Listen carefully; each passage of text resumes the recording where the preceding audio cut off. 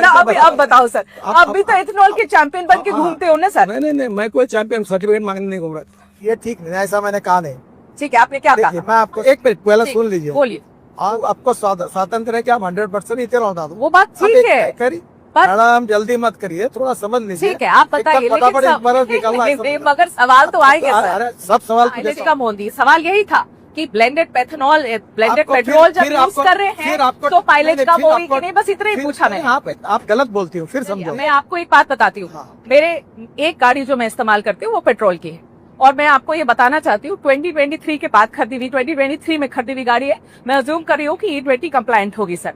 मेरी गाड़ी पहले मुझे एवरेज लगभग 10 से 11 दे रही थी सिटी के अंदर, वो गाड़ी मुझे 7 की एवरेज दे रही है, और मुझे समझ में नहीं आ रहा कि गलती कहाँ करी है हमने। वही ट्रैफिक है, वही रोड है। आपने एवरेज कैसे चेक किया?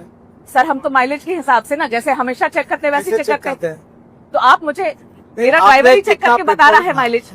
देखिए, हाँ, आपकी गाड़ी आप सर्विस स्टेशन में अथोराइज कंपनी के डीलर के पास भेजे, और वहाँ मशीन होता है। ठीक है, एवरेज अपने आप और मैं अपने गाड़ी में नहीं चेक कर। ठीक है, उसको एक मशीन होता है, वो मशीन किसी के घर में नहीं होता है। ठीक है, वो वहाँ होता है, वो चेक करिए। पर आप नहीं मानेंगे कि ब्लेंडेड पेट्रोल की वजह से मेरी माइलेज कम हुई, ये आप नहीं मानेंगे। और अगर फ्यूल की वजह से मेरी माइलेज कम हुई तो नितिन गडकरी जी क्या करेंगे, क्या मदद होगी मेरी, बताइए। मेरी बात सिद्ध तो होने दो, मतलब जल्दबाजी क्यों करती हो? आपके कंज्यूमर कोर्ट में केस डाल सकती है ना। अब मैं ये सब करने जाऊँ, हाँ? ऐसे 2-4 नाम अगर ध्यान में हो तो बताइए मुझे। नहीं तो मैं अपनी कंप्लेन भी डालूंगी। कंप्लेन में तो अभी तक आपने गई नहीं डीलर के पास। नहीं तो अब डीलर के पास जाने के बाद आपके पास तबीयत खराब हो गई, हाँ, तो घर में बैठ के डॉक्टर को गालियां दोगी क्या? घर में बैठ के कोई किसी को गालियां नहीं दे रहा है नितिन सर, ये बहुत ही गलत बात है। इतने सारे लोग अब बना के अपनी वीडियो और रील डाल रहे हैं। नितिन गडकरी जी पहले बता दो कि किस ईमेल आईडी पर लिखना है। सोशल मीडिया पे हाँ,